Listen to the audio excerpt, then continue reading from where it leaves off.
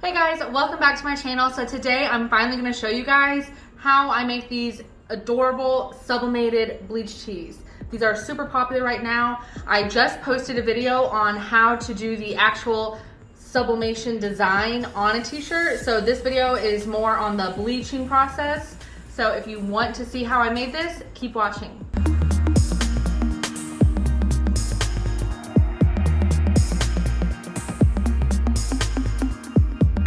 Alright guys, so I'm ready to sublimate my t-shirts. So if you haven't seen how to sublimate a t-shirt, be sure to check out my other video. This is just the bleaching process. So I wanted to show you guys the difference between the higher polyester counts. So this t-shirt is a Gildan Soft Style G640. I will link that in the description below for you guys. I get all my shirts from alldaystshirts.com or jiffyshirts.com. And this one is just a youth Gildan Soft Style, and it is 50% cotton, 50% polyester. So this one is 65 poly and 35% cotton. So this one's higher polyester than this one. So I just wanted to show you guys the difference. And I'm using just some standard bleach in a spray bottle that I got from either like Lowe's or Home Depot. I just like these types of spray bottles because the nozzle turns and it gives you a different effect. So right now I have it on a stream, which I use this stream to do the splatter on my shirts, just like I'm doing here. So I just kind of splatter it all over to get those spots.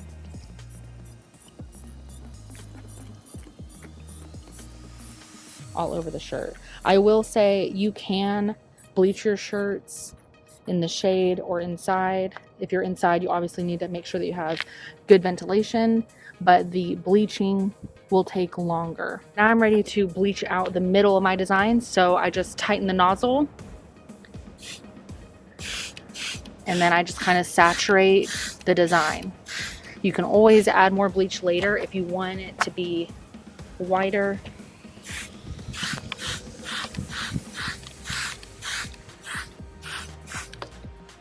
So I'm gonna leave this setting and then I will come out here and show you guys how they turned out. Okay guys, so it has been several hours since we bleached our shirts. So they were laying in the sun, so they are completely dry to the touch now. So now they are ready to be washed, which I'll show you guys how I do that in just a second. But I just wanted to show you guys the difference. So this is the shirt that was 50 poly, 50 cotton, and this one was the 65 poly, 35 cotton. So as you can see, they have completely different effects after the bleach was applied. So this one, the bleach is super faded. You could add more bleach to it, but you risk like deteriorating your shirt, which I've done before. I've added too much bleach and then it basically like ruined the shirt once I washed it. But it also kind of faded the design. So if you're looking for like a vintagey look, like barely bleached, then this might be your option.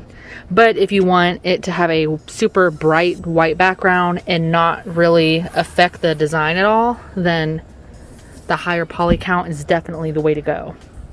So I'm going to show you guys how I finish up these shirts and get them ready to go. Okay guys, so you can stop the bleaching process by spraying hydrogen peroxide over your bleached area, and it kind of acts as like a neutralizer and neutralizes the bleach so it won't continue to bleach your shirt. But I'm just going to rinse out this shirt with just cold water before I throw it in the washer, because I have not rinsed out my shirts before while they still had the bleach on them, even though they were dry. And once I washed them in the washing machine, it kind of lightened up the entire shirt. I was using like a purple shirt, for example, and it basically turned the shirt into a pink color because there was still bleach in the shirt. So once it got wet, the bleach obviously just kind of like bled into the rest of the shirt. So it's important that you always rinse out your bleach, or you really soak it in hydrogen peroxide to neutralize it.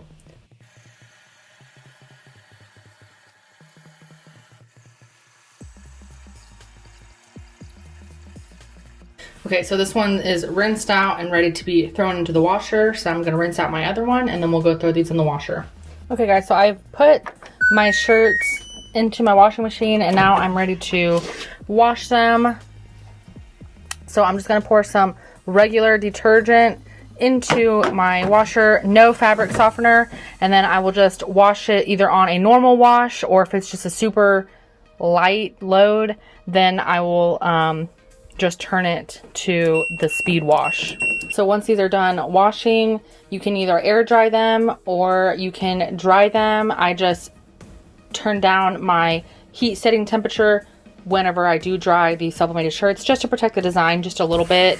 But then they'll be ready to go, and I'll show you guys what they look like when they're all done. All right guys, so I just took these out of the dryer, and this is the final product. I am in love with these shirts. If you want more of like a vintagey looking one, I kind of like the way this design looks on here. It makes it look like it's like vintage, like an antique shirt or something.